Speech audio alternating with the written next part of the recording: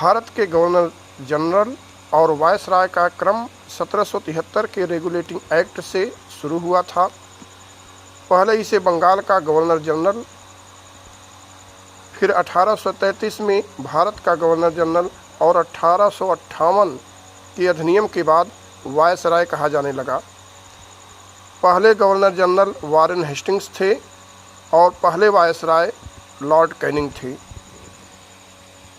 Governor general और viceroy का जो क्रम है उसमें कुछ छोटे भी गवर्नर जनरल और वायसराय भी थे, लेकिन उन छोटे का अर्थ यह हुआ कि जिनका कार्यकाल बहुत कम रहा, इसलिए उन्हें जो है इस सूची से हटा दिए हैं।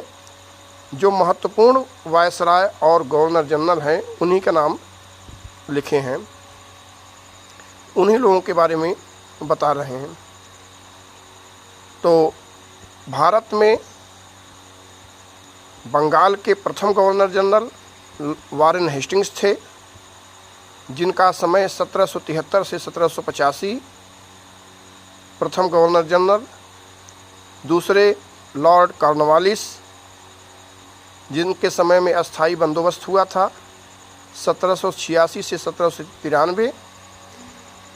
इसके बाद लॉर्ड वेलेस्ली का समय आता है, जिसके समय में सहायक संधि हुई थी 1798 से 1805।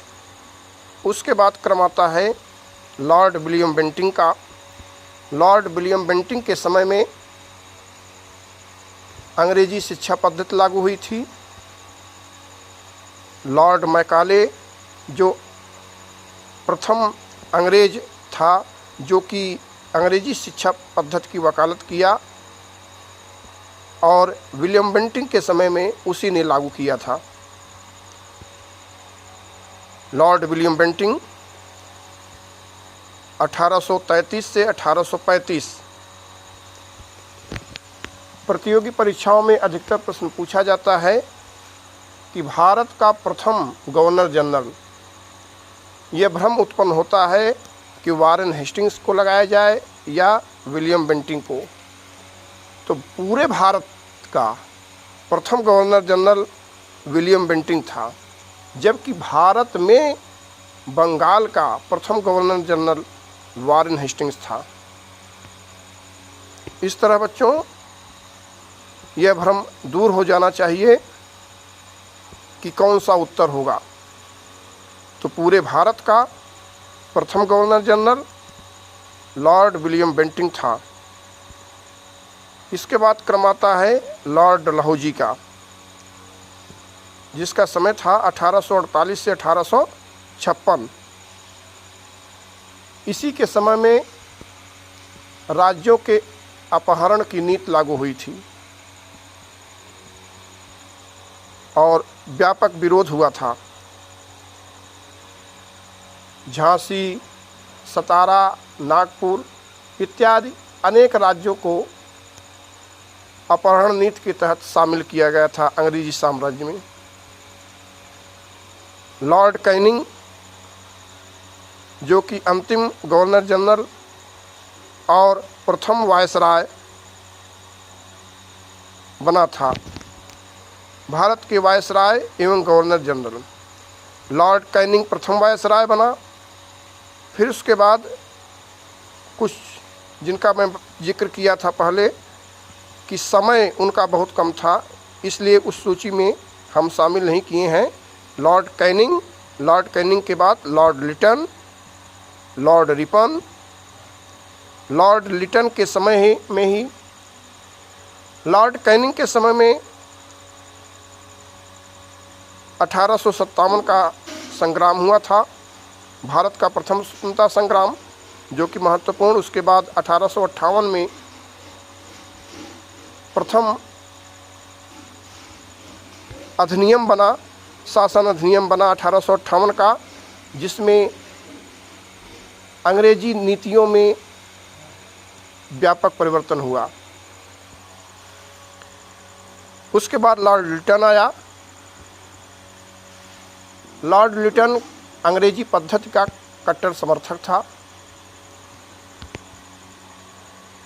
और उसके बाद फिर लॉर्ड रिपन का नंबर आता है। लॉर्ड रिपन के समय में अनेक सुधारों को क्रियान्वित किया गया। प्रथम जनगणना की शुरुआत तो पहले ही हो गई थी, लेकिन नियमित रूप से जनगणना की शुरुआत लॉर्ड रिपन के समय में हुई थी। इल्बर्ट विल विधेयक जो पास हुआ, विरोध हुआ, लॉर्ड रिपन के समय में हुआ। लॉर्ड लिटन की उग्र प्रतिक्रियावादी नीतियों के खिलाफ आंदोलन भी हुआ था। उसकी अनेक नीतियों को लॉर्ड रिपन के कार्यकाल में समाप्त किया गया। लॉर्ड लैंसडाउन हुआ, लॉर्ड एल्गिन द्वितीय हुआ। एक और चीज़ आपको बताएं, लॉर्ड डफरिन के समय में ही भारतीय राष्ट्रीय कांग्रेस की स्थापना हुई थी सन 1885 ईस्वी में। लॉर्ड हार्डिंग द्वितीय, लॉर्ड चेम्सफोर्ड के समय में ही जलियांवाला बाग हत्याकांड हुआ था।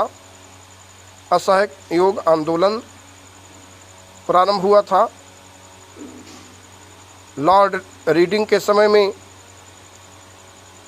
चौरी चौरा कांड हुआ था। लॉर्ड इरविन, जिसका क्रम 1926 से 1931 है।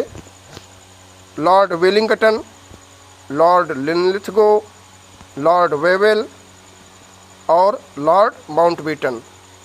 लॉर्ड माउंटबेटन अंतिम वायसराय था और उसके बाद स्वतंत्र भारत का प्रथम वायसराय लॉर्ड माउंटबेटन और स्वतंत्र भारत का प्रथम और अंतिम भारतीय वायसराय या गवर्नर जनरल कहें, श्री राजगोपालाचारी थी। धन्यवाद बच्चों।